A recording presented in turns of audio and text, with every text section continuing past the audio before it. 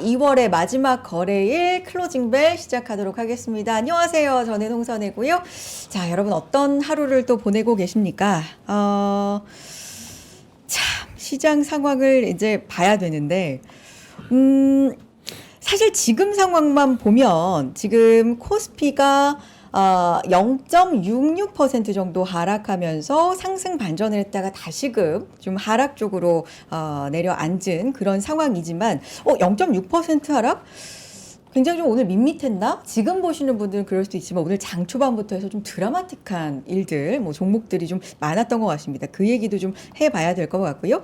코스닥 같은 경우는 그래도 견조한 흐름을 보여주면서 여전히 빨간불을 켜내주고 있는 상황 0.3% 상승입니다. 도대체 뭐가 드라마틱하다고 하는 건지 이 두 분과 함께 오늘도 이야기를 나눠보도록 하겠습니다. 김장열 본부장님, 이재규 차장님 두 분 모셔봅니다. 어서 오세요. 네, 안녕하세요. 안녕하세요. 네. 오늘 마감하고 나면은 우리 3일 쉬는 거 맞죠? 맞습니다. 그렇죠. 네, 그렇죠. 요런 것도 연휴 아니에요, 연휴? 연휴죠. 연휴죠. 연휴 앞두고 약간 시장 분위기가 그 연휴 분위기가 나는지 안 나는지 모르겠는데 제가 본부장한테 오늘 요거부터 여쭤보려고 사실 준비하고 왔어요. 뭐냐면 항상 약간 똑같은 얘기로 시작을 하니까 우리 네네. 시장이 강하다라는 표현을 네네. 제가 생각해봤는데 뭐 초강세, 전대미문, 전입니다. 왜 맨날 하는 얘기 있잖아요. 뭐 있더라 또 고공행진, 그러게. 파죽지세 또 뭐 있어요, 본부장님? 제가 문과는 아니지만 아니 나올 만한 거 어제부터 다. 생각을 했는데 참신한 게 안 떠올라요. 책을 참신한 더 읽어야 거. 되겠다고 생각했어요. 그럼 조심할 땐가? 거기서 단어가 안 나올 정도로. 단어가 안 나오죠. 네, 아니 파죽지세. 그거보다 차장님 뭐 참신한 거 없어요? 없습니다. 없어요? 파죽지세, 전입니다. 전대미문. 전대미문 했어요? 전대미문 했어요. 전입니다. 뭐지? 여기 채팅창 보시면 좋은 의견 주실 것 같은데. 진짜. 예. 그러니까. 그러니까요. 역대급 나왔다. 역대급. 그치, 역대급. 미친 광기라는. 미친 광기.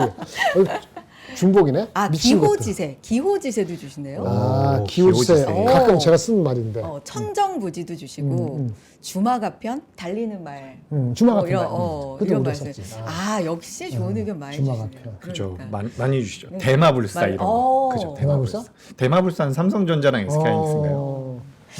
어쨌든 오늘 이런 표현이 맞는지는 모르겠습니다만 저는 개인적으로 좀 강하다 느꼈거든요. 개인적으로는. 두 분은? 기호지세 좀 저는 마음이 가요. 그래요? 기호지세는 반드시 좋은 말이 아니거든요.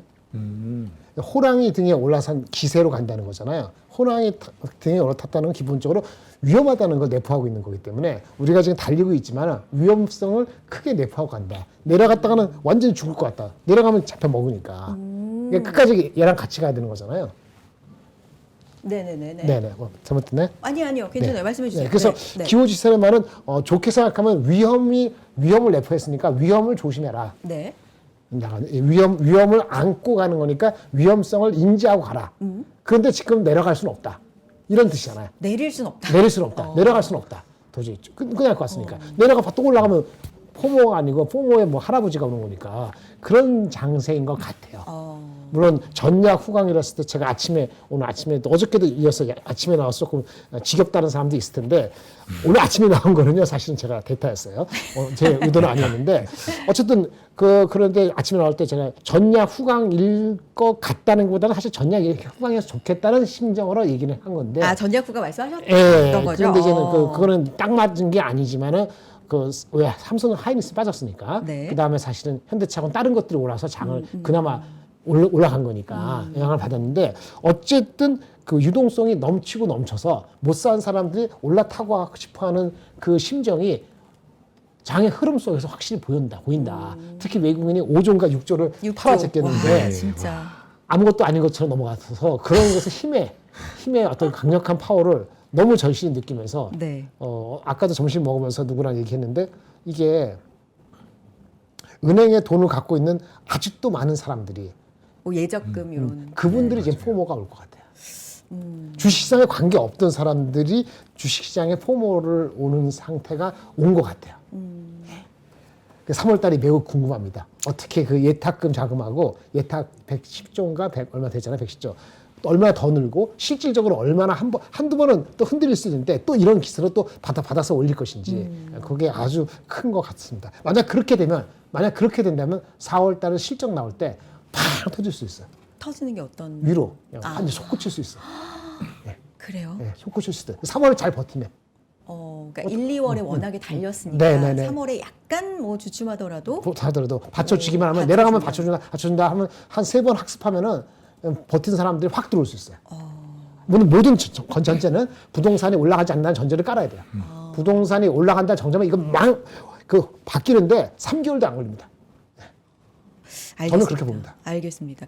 근데 뭐 말씀해 주신 것처럼 외국인 지금 뭐 매매 동향을 좀 보면 5조 7천억 원 거의 뭐 6조 뭐 오늘 장중에는 그렇게 매도하는 흐름이 나타나는데 그걸 개인이 이제 다 받아내는 흐름이 나와서 뭐 이런 부분도 얘기를 좀 해봐야 될 것 같고요.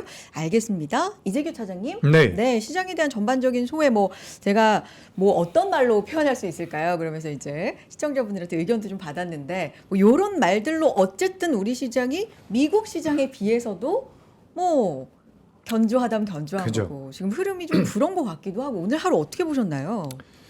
네, 일단 대형주가 답이다. 저는 그렇게 대형주가 좀 생각이 답이다. 됩니다. 지금 우리 코스피가 6347까지 올라갔다가 밀렸거든요. 6347이면 오늘 고점이 6347 포인트인데 오늘 고점이 나왔던 거예요. 아까 전에.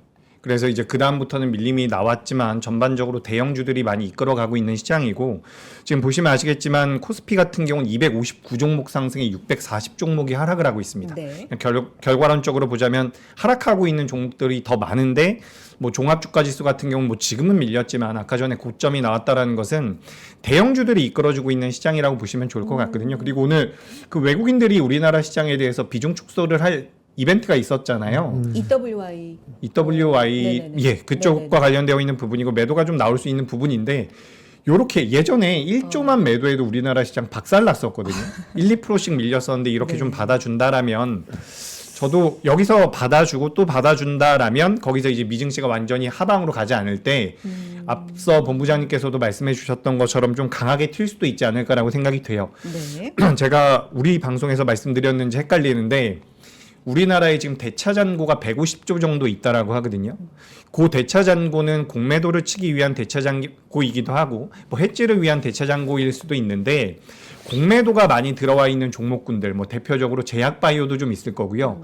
2차 전지도 좀 있을 텐데 이런 기업들 같은 경우는 아까 전에 뭐 말씀하셨던 것처럼 부동산 쪽으로 자금이 넘어갈 만한 그런 여력이 없다면 증시로 자금이 더 들어온다라고 한다면 나중에는 우리나라 시장을 좀 더 불을 지피는 그런 상승세로도 이어질 가능성이 있다라고 보여지기 때문에 지금 시장은 대형주 위주로서 조금 더 우상향을 이어갈 가능성이 높지 않을까 저는 그렇게 좀 생각이 됩니다. 삼성전자 같은 경우는 지금 상승해서 어쩌면 마무리가 될 수도 있겠다. 뭐 마감까지 조금 남긴 했는데 삼성전자는 강보합 정도고요. 21만 8천 원대 유지하고 있고 하이닉스가 2%대 하락인데 아까 말씀하신 그 이슈가 혹시 그 블랙록 ETF 이슈, 리밸런싱 이슈 그 말씀하신 건데 요거 뭐 다들 이제 들으셔서 알고 계시겠지만 요 부분을 본부장님께서 좀 설명해 주시면 좋을 것 같은데. 근데 그거 이제 블랙락 그 ETF가 리밸런싱. 걔네 얼마 갖고 20 몇 조인가? 얼마인가 될 겁니다. 20 몇 조인지 얼마 되는데 맞죠? 그거를 리밸런싱을 한다는 거죠. 리밸런싱 왜 하냐? 어느 종목이 너무 많이 올라가서 원래 했던 목표하는 아니면 제한이 있는 비중이 있는데 그 비중을 훨씬 높아졌다 이거예요. 그게 삼성전자인 거예요.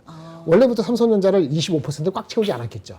주가가 엄청 올라가서 25%가 상한선인데 어저께 기준으로 28점 몇 %가 됐다는 거예요. 그런데 리밸런스는 언제 하느냐? 매달 하는 건 아니고 석 달에 한 번 한답니다. 네. 그럼 석 달에 한 번이 2월, 5월, 8월, 11월이라고 합니다. 저 역시 그런 거 잘 모르죠. 근데 되게 오늘 2월 마지막 날이잖아요. 그러니까 오늘 25% 이상 되는 3점 몇 % 포인트에 대한 물량을 결국은 팔아야 되는 거예요. 그러니까 25%가 상한인데 그걸 넘어서 갖고 있거든요. 한 27, 8%. 28% 넘어갔죠. 28% 네, 그래서 그거를 오늘 팔아야 된다는 그 뉴스가 오늘 아침인가 나왔죠. 네. 그걸 아니까 아침에 시작하기 전이니까 그러면 그거를 팔기 전에 팔아야 되겠다. 이런 생각을 가질 수 있잖아요. 물량이 갑자기 장 끝나고 나온다나 장 막판에 나온다나 동시호가 나온다나 뭐 그러잖아요. 종가 기준. 끝날 때 종가 기준으로 네, 이렇게. 그래서 그게 영향이 있을 거니까 미리 그거를 회피하기 위한 물량이 선행적으로 우리 장 시작하기 초반에 나올 수 있다라는 생각을 동시에 갖게 만든 거잖아요. 그래서 아침에 조금 더 흔들리지 않았을까 네. 이런 생각을 갖는 거고 이걸 확대 해석하면은 이런 거를 우리는 몰랐지만 저는 몰랐지만 펀드들끼리 아는 사람들은 야 얘네들이 리밸런싱이다 그러면은 혹시 뭐 액티브 펀드 외국계 자금 같은 경우는 미리미리 얘네들 물량이 꽤 많이 나와 미리미리 조금 많이 올랐는데 좀 줄일까? 라고 해서 최근에도 계속 팔았을 수도 있다. 이런 생각까지도 확대할 수 있습니다. 맞나요? 네, 맞아요. 맞아요. 맞아요. 네. 추가하고 싶으신 말씀 있으세요? 저도 지금 네. 이게 블랙록 맞죠? 저도 이게 아침에 기사를 접하고서 지금 찾아보니까 내용이 또 명확하게 보이지가 않는데 물론 맞아요. 예, 블랙록 그래서 맞을 거예요. 이게 네네. 맞을 거예요. 네네네. 그러니까 네. 이렇게 생각을 하시면 돼요. 네. 약간 기계적인 매도가 나오고 있는 구간이고 우리도 이런 이야기 많이 했던 것 같아요. 앞전에도 외국인들이 왜 매도를 많이 할까? 비중이 많이 늘어서. 그러니까 외국인들 같은 경우는 이런 거죠. 신흥국에 몇 %를 투자하고 외국 기관들 같은 경우는 신흥국에 투자하고 그리고 뭐 선진국에 투자를 하는데 몇 % 이렇게 퍼센테이지가 정해져 있거든요. 그래서 거기서 주가가 많이 올라오면 그에 따른 매도를 하는 건데 만약에 여기서 이제 우리나라 시장에 대한 메리트가 더 많이 부각이 돼서 신흥국 시장에 대한 우리나라 시장의 전체 비중이 뭐 15%에서 20%로 올라간다면 우리나라 시장으로 자금이 더 들어올 만한 여력이 있겠죠. 그래서 이제 글로벌 시장에서는 우리나라 시장이 뭐 선진국으로 편입이 되는지 MSCI 말고 FTSE라는 쪽에서는 우리나라 시장이 벌써 선진 증시에 편입이 되는지 제가 알기로는 꽤 됐거든요. 근데 이제 MSCI 같은 경우도 선진 증시로 편입이 될 수 있도록 뭐 정부에서도 지금 계속해서 노력하겠다라는 이야기가 있는데 구조적으로 외국인들이 자금이 더 들어올 만한 여력이 만들어진다면 오늘 나온 물량들 같은 경우는 어떻게 보면 추후에 매수세로 들어올 가능성도 있지 않을까라고 생각이 돼요. 그래서 전반적으로 뭐 시장 수급에 대해서는 이렇게 말씀드리고 싶은데 일단 오늘 뭐 현대차가 10% 넘게 올라왔거든요. 네. 현대차 올라오는 거 보고 오늘 이제 제약바이오나 코스닥이 오랜만에 좀 반등이 나왔죠. 그래서 이런 흐름들을 보면 개인 투자자분들이 약간 수익에 목말라 있는 것 같다. 그래서 항상 말씀드리는 부분이지만 돈이 많이 시장에 투입되고 있기 때문에 뭐 5% 올라갈 종목이 더 많이 올라가는 거고. 근데 그런 자금들이 대체적으로 대형주 쪽으로 몰리고 있다. 저는 그렇게 보여지기 때문에 지금은 우리 방송에서도 몇 차례 말씀드렸던 것처럼 무슨 변화구 그리고 내가 가지고 있는 그런 종목에 대한 그런 인사이트로 매매하기보다는 직구 승부를 하는 시장이다라고 저는 생각을 하거든요. 직구. 그래서 네. 대형주 위주로 좀 보시는 게 여전히 유리한 그런 흐름인 것 같습니다.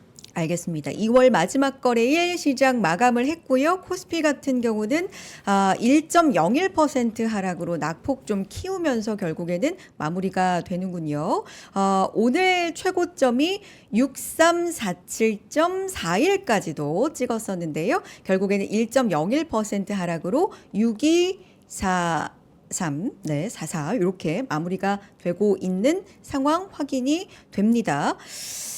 코스닥이 오늘은 조금 더 견조한 흐름을 보였기 때문에 그래도 0.39% 상승으로 마무리가 되는 모습을 보여주기도 하는데 이런 흐름들 막판에 살짝 또 밀리기도 했고 글쎄요 2월이 워낙에 6,000 도달하고 하루 만에 뭐 6,300 가고 이랬기 때문에 어느 자리에서 사실 조정이 나와도 좀 이상하지 않은 시기긴 했는데 오늘 나온 요 정도의 주가 반응 종합적으로는 어떻게 봐야 되는지 또 한 말씀씩 네. 시장 특징 들어보겠습니다. 종합적으로는 변동이 심한 거죠. 그렇죠. 이게 경계심이 당연히 나오는 게 맞고요. 네. 그거 경계심이 나오지만 동시에 또 못 산 사람들은 사고 싶은 마음이 있고 이 충돌하는 구간에 돌입했어요. 새로운 캐털리스트가 뭔가 나와야 되는데 뭐가 나올까요? 미국이나 미국 그런 쪽에서 매크로적으로 나온다기보다는 아까 말씀드린 것처럼 한국 시장에 대한 믿음이 이젠 퍼지고 있거든요. 그래서 해외 쪽에서 오늘 모건 스탠리 7,500 부르고 이런 거 보면은 거기에 내러티브가 핵심이 뭔지 아세요? 모건 스탠리? 모건 스탠리. 국내에 주식 투자를 하는 사람들의 그 패턴이 다 바뀌었다. 그러니까 믿음이 신뢰가 높아졌다. 그렇기 때문에 주식시장은 좀 오버슈팅을 일찍 할 수도 있다. 우리랑 비슷한 얘기잖아요. 그렇죠. 그래서 이 기조에 대한 사람들의 믿음이 점점 빌드업하면은 아마 2, 3% 정도 빠지는 거는 받아내려는 탄력이 계속 남아 있을 것 같아요. 그러다가 진짜 촉매가 나오면은 확 올라가는 거고 거꾸로 반대 촉매가 나오면 또 무너지면 또 우습지 않게 한 5%, 6% 빠질 수도 있어요. 그래서 이걸 어떻게 해야 되냐? 지금부터는 사는 거 그 새로운 신규 진입은 철저히 내려갈 때 내려가는 게 또 올 수도 있으니까 이렇게 보셔야 되는 게 맞을 것 같고요. 네. 아마 3월 첫째 주, 둘째 주는 그렇게 패턴으로 가시다가 3월 후반 정도 되면은 다시 1분기 실적에 대한 시나리오가 3월 하반기부터는 그렇게 전개될 수 있기 때문에 3월 상반기 쪽에는 내려갈 때 줍줍 아니면 너무 적극적으로 하지 않고 이렇게 하다가 3월 하반기부터 그 좋은 캐탈리스트가 보이면 그 당시는 그때는 조금 더 용기를 낸다든지 예, 덜 샀거나 없는 분 말씀드린 거고요. 이미 많이 포지셔닝이 원래 하고 싶은 거에 80% 90% 이렇게 하신 분은 그냥 좀 지켜봐도 될 것 같아요. 아직은 그렇게 뭐 패닉이나 아니면 뭐 이슈가 될 건 없거든요. 미국이 빠지긴 했습니다만 그것이 우리랑 지금 전이가 안 되고 있잖아요. 그거는 포지티브하기 때문에 조금 더 그 갖고 계신 분들도 이 신호를 너무 빨리 하실 필요는 아직은 없을 것 같긴 합니다. 다만 변동이 많기 때문에 개별 종목을 하는 게 아주 쉽지가 않을 겁니다. 이게 뭐 좀 보세요. 삼성전자 같은 경우도 오늘 마이너스 1% 빠졌나요? 마이너스 0.69%? 0.69%. 근데 우선주는 오늘 3% 빠졌거든요. 네. 하이닉스는 2% 빠졌, 아까 2% 빠졌죠. 3.4%. 2% 빠졌, 더 빠졌잖아요. 이렇게 차별이 나잖아요. 자동차 같은 경우도 오늘 현대차만 올랐지, 모비스나 이런 것도 빠졌어요. 그죠? 그리고 오늘 그리고 반도체가 주춤했는데, 이 반도체 장비주 있잖아요. 네. 소부장. 그게 아마 코스닥에도 영향을 준 것 같은데요. 대표적인 장비주가 이건데, 이거 봐요. 화면 잠깐 코덱스 같이 AI 보면- 반도체 핵심 장비. 오늘 6% 올랐다고. 네. 근데 여기에 뭐가 들어있냐면 코덱스 반도체 장비 이거 보셔야 되는데 ETF 분석 들어가면은 종목이 이렇게 있어요. 한미 반도체 오늘 한미 반도체 날아갔죠. 두산, 날아가죠. 리노공업. 그런데 이것도 이거 개별 종목으로 안 샀으면은 이걸 사야 되는데 이게 보면은 주식도 이것도 오늘도 흐름이 변동이 좀 꽤 돼요 이게. 이렇게 올라갈 때 샀다가 또 내려갈 때 어떻게 할 거예요? 예를 들어서 이런 거 모르는 거거든. 믿음이 없으면 못 하는 거예요.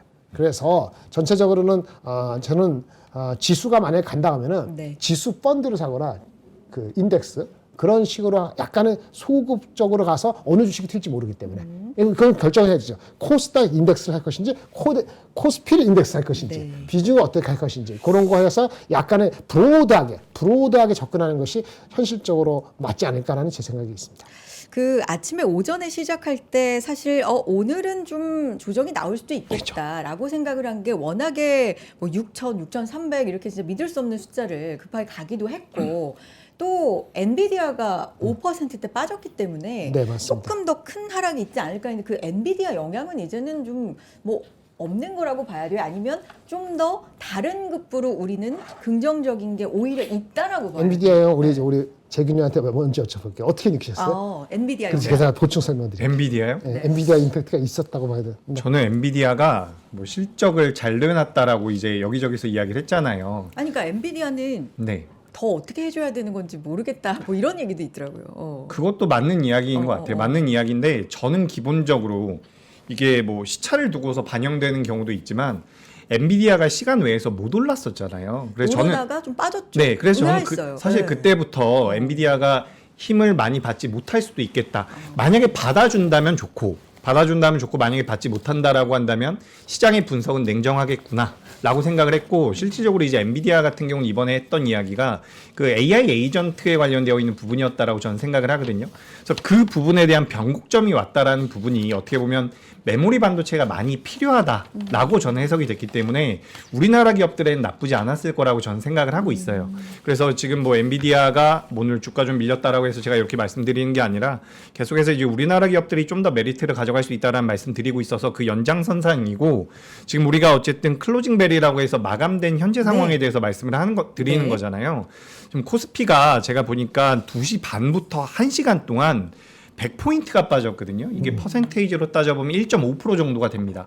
그러니까 이게 지금 장후반부에 많이 밀린 거예요. 많이 생각보다.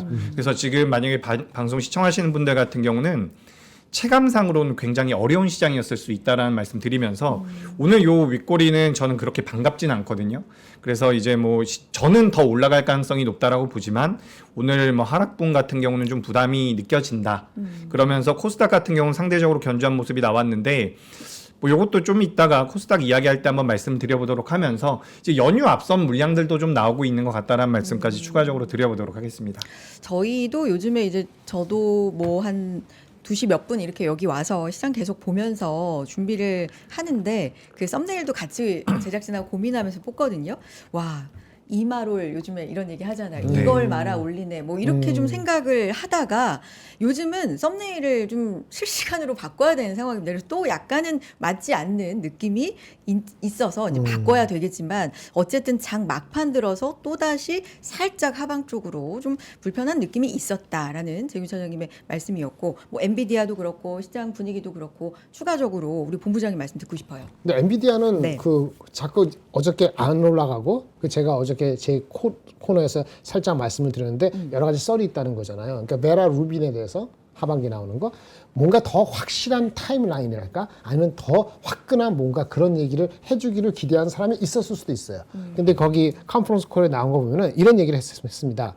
베라 루빈이 시장에 나오는 모습을 보게 될 것이다. 이게 좋았어. 근데 베라 루빈의 초기 첫 번째 초반에 램프업 올라가는 초반에 올라가는 속도가 얼마나 될지에 대해서는 아직 판단하기 이르다. 이게 빌미가 되나요? 아직 판단하기 이르다. 너무 좀 확신 초반에 없는 걸로 얼마나 판단했나? 빨리 램프업이 될지에 대해서는 판단을 안 줬어요. 하반기에 수요는 분명히 관심이 많기 때문에 혼란은 없다. 이렇게 얘기를 했는데 그 전에 초기 램프업이 얼마나 될지 모른다. 빨리 내고 싶은데 뭔가 잘 안 될 수도 있는 건가? 라는 의심을 할 수 있는 빌미를 주는 커멘트였다고 해석할 수도 있어요. 근데 이거를 사실은 어저께 그 아침에 미국장에서 덜 올라갔을 때 우리 업계 관계자는 이런 얘기가 약간 공유됐거든요. 근데 애널리스트가 이거를 리포트를 안 쓰죠. 우리가 뭐 엔비디아 분석하는 것도 아니고 있는 사람들이 얘기 나온 거예요. 그래서 이게 좀 빌미가 됐나? 그 다음에 또 지금 두 번째 말하는 건 또 아니라고 하니까 제가 할 말이 없겠는데 오라클이 그 캐펙스를 줄인 거, 숫자 줄인 거. 그것도 뭐 약간 색상이 다른데 그런 것도 리마인드 된 거 아닌가? 뭐 이런 얘기도 나오고 있고 물론 그거는 엔트로피거나 캐치업해서 이걸 이게 옵셋되니까 상관없지만 어쨌든 전반적으로 그런 건데 이걸 떠나서 주가가 안 오르니까 그러는데 이거 잠깐 보시겠어요? 네. 보시면 제가 어저께 엔비디아 실적이 서프라이즈 하냐 물어봤잖아요. 서프라이즈하다고 얘기하는 그 정의가 저는 마음에 편하지가 않아요. 사실 거기 보면은 이게 분기별로 실적 발표됐을 때 EPS랑 매출이 항상 한 번 빼놓고 항상 원래 컨센서스보다 높았죠. 요거 옛날에 2024년도에는 상당히 높았고요. 이제는 다 단자리로 높았어요. 이번에도 한 7% 3% 높지 않았어요? 높았는데 주가는 어떻게 했어요? 주가 빨간 거 한 번밖에 없고 다 내려갔죠. 그러니까 당일이에요? 아니면 당일. 주가 변동이. 그리고 어떤 날은 2004년 8월 같은 경우는 상당히 좋았던 걸로 기억하는데 네. 좋았죠. 연속 실적이 잘 나오고 근데 주가는 8% 빠졌거든요. 제가 기억을 잘 못해요. 근데 주가적으로 보면은 이렇게 가다가 2004년 8월 이때 빠지고 나서 무슨 이유로 빠졌다 이거지. 그러면 이제 주가가 근데 빠진 거는 이때는 주가가 미리 올랐기 때문에 빠진 것도 있는데 그러면은 사실은 주가가 한 일주에서 몇 주 쉬다가 그 다음에 힘을 얻어서 올라가는 경우도 있었어요. 그래서 전체적으로는 엔비디아가 특별히 펀더멘털리 이슈가 아니더라도 과거에보다 잣대가 높아졌기 때문에 서프라이즈를 하면은 원래 컨센서스보다 5%가 아니고 10% 이상 나와야지 서프라이즈인데 어저께는 원래 서프라이즈가 아니었다. 아까 말한 베라루빈 이런 코멘트도 나쁘게 해석할 여지는 있지 않았을까 이렇게 해석이 되어집니다. 서프라이즈라고 말하기에는 좀 숫자가. 네. 근데 원래 서프라이즈가 아닐 거로 봐서 주가가 안 갔잖아요. 그러니까 사실은 정상적으로 3% 5% 오르는 게 맞는데 시장이 이제 냉철이 됐어요. 냉철이 돼서 뭔가 something new를 안 주면 미국 시장 재미없는데 너도 재미없네. 그럼 나는 엔비디아 말고 마이크론을 가거나 뭐 샌디스크 할래. 뭐 이런 식의 개념이기 때문에 엔비디아가 좀 억울하게 됐지만 그렇게 모습이 계속 보이고 있는 것 같습니다. 알겠습니다. 자, 그러면 어쨌든 그 엔비디아의 5% 하락 요거하고 우리는 하이닉스가 조금 더 연결성이 그러면 뭐 짙다라고 해석이 돼서 삼성전자보다는 더 빠졌나? 뭐 이런 해석은 좀 무리예요. 글쎄요. 그것까지는 잘 모르겠지만 삼성전자 같은 경우는 그 아까 개인들이 사고 싶어하는 가장 큰 종목이 삼성전자가 된 거 하나 있고 굳이 주가가 삼성 하이닉스가 빠지니까 갖다 붙이면은 아까 베라루빈 말씀드렸잖아요. 베라루빈이 만약에 초기에 램프업이 아까 뭐라 했지? 초기 램프업이 뭐라 그랬어요? 초기 램프업이 빠르게 안 될 수. 얼마나 될지에 대해서는 아직 판단하기 이르다 그랬잖아요. 초기 램프업 하는데 도움을 주는 게 누구예요? 원래 공부를 많이 하는 하이닉스가 공부를 잘해야 되잖아요. 근데 하이닉스의 무슨 캐파나 아니면 품질까지는 아니더라도 준비가 덜 됐나? 이렇게 해석했을 수도 있어요. 뭔 얘기인지 아시겠죠? 오늘 이제 하이닉스하고 마이크론만 받았어요. 삼성전자 버텼고. 샌디스 올라가고. 그러니까 그렇게 갖다 붙이는 겁니다. 이걸 저도 신이 아니에요. 몰라요. 근데 아까 베라루빈이 늦어지면은 거기에 램프업 할 때 초반에 영향을 많이 미치는 건 하이닉스일 거라고 보통 생각하는데 그러니까 그렇게 해석할 수도 있다. 어거진가? 그렇습니다. 웃으면 안 되는데 하이닉스 입장에서는 그렇습니다. 대신에 펀더멘털 이슈가 되면 장비주까지 사실은 이렇게 오르지 않아야 되는데 네. 물론 한미반도체가 워낙 하드 캐리했기 때문에 한미반도체를 빼고 나면은 이게 얼마나 올라서 헷갈려요. 한미반도체 비중이 얼마냐면은 아까 여기서 한미반도체 얼마지? 비중이 꽤 돼요. 한미반도체 비중이 20몇 프로 되나? 볼까요? 30%죠. 30%. 그러니까 30%가 이게 얼마 올랐어? 30%가 한미반도체가 한 15% 올랐나요? 한미반도체 17%. 그러면 그거 빼고 나면 5% 빼고 나면 이게 한 1.5% 1.5% 오른 거잖아요. 네. 그러니까 이게 ETF가 올랐다 하지만 한미반도체 빼고 나면 한 1.5% 오른 거야. 물론 장보다는 훨씬 낫지. 그래서 이거 판단하기가 아주 쉽지는 않다. 근데 오늘 보니까 장비주 전반적으로 한미반도체 리포트는 안 나오고 다른 전반적으로 이제 하이닉스가 어저께 공장 캐펙스 투자. 그런 것을 하나의 시그널로 받아들인 리포트가 꽤 나왔기 때문에 이게 하이닉스 이렇게 엔비디아 때문에 빠진 거하고 장비주가 그래도 엇갈렸다는 것 자체는 펀더멘틀 쪽으로 전체적인 시장이 움직였다라고는 안 보는 것 같아요. 그래서 그렇게 해석한다면 조금 더 지켜봐야 되는 입장인 것 같습니다. 한미반도체 말씀해 주셨으니까 한미반도체 얘기 조금만 더 해주시면 글로벌 메모리 고객사 공급 소식 뭐 요거 급등 오늘 사실 요게 이래서 급등했구나. 요게 시장에서는 마이크론일 것이다. 그렇죠. 뭐 이렇게 맞아요. 보는 거예요. 네, 맞습니다. 뭐 글로벌 삼성 하이닉스 마이크는 하나밖에 없으니까. 근데 저도 잘 모르는데 네. 칩온 보드 공중에 모두 가능한 이게 HBM용이 아니고 이게 보니까 이제 DRAM 생산할 때 주로 쓰이는 보드 온 칩. 그다음에 낸드 플래시 제조에 쓰이는 칩온 보드 이런 공중에 쓰인다니까 지금 제품의 그 응용처가 좀 더 광범위해진 거 아니냐 이런 생각이 갖게끔 만들거든요. 어쨌든 최초고 얘네가 했다니까 이거는 기술력에 대한 다시 한번 자부심이라 할 수 있고 주가가 올라가는 배경이 된 건 분명합니다. 이게 비중이 어떻게 될지 그것까지는 모르겠어요. 이익에 대해서. 예. 뭐 추가로 하실 말씀 있으신가요, 차장님? 아니요. 네. 뭐 한미반도체가 네. 굉장히 많이 올라왔죠. 17% 맞아요. 정도 올라왔는데 맞아요. 아까 그 말씀하신 장비가 뭐 투인원 장비라고 해서 하나의 장비에서 두 가지를 일할 수 있다. 요 이야기인데 저는 그냥 계속해서 그 HBM이라든지 HBM-F 쪽에 대한 모멘텀들이 우리나라 이 본더 장비 기업들에 많이 붙어주고 있는 것 같아요. 한미반도체. 근데 오늘 제가 그냥 시장 보면서 개인적으로 좀 최근에 어제 오늘 많이 느끼고 있는 게 뭐냐면 우리가 예전에는 반도체 장비주 하면은 같이 움직임이 나왔거든요. 근데 어제 보시면은 시장에서 필옵틱스라는 기업이 오랜만에 변동성이 좀 나왔거든요.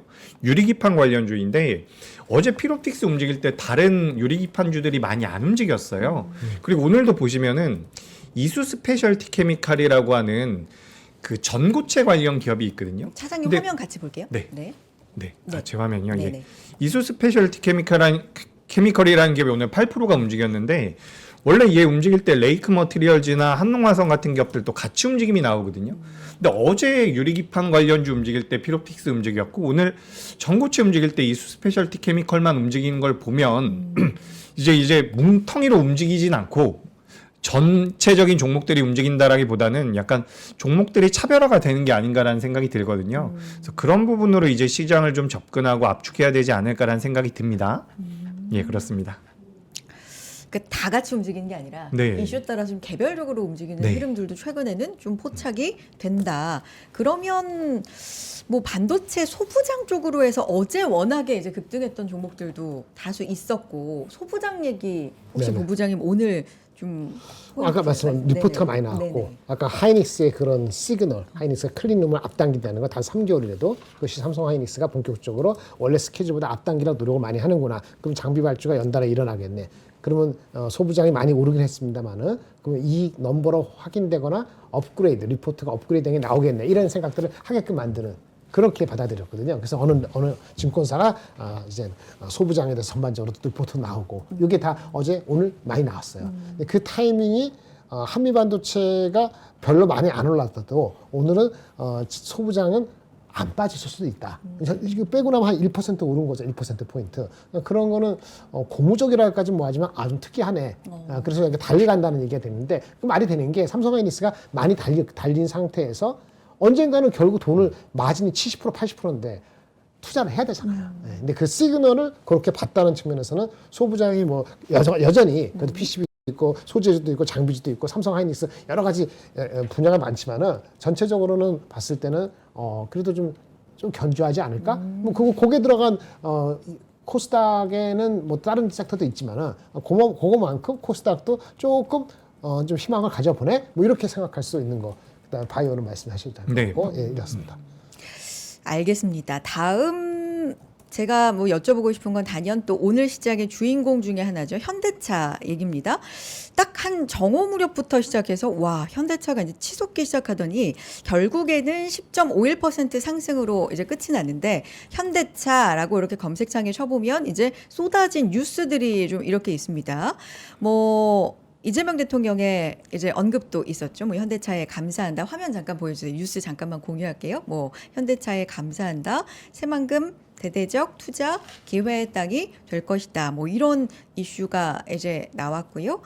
또 다른 얘기들은 뭐 새만금 구조 투자해서 로봇, AI, 에너지 거점으로 만들겠다. 피지컬 AI 기업으로 도약을 한다. 뭐 이런 얘기들.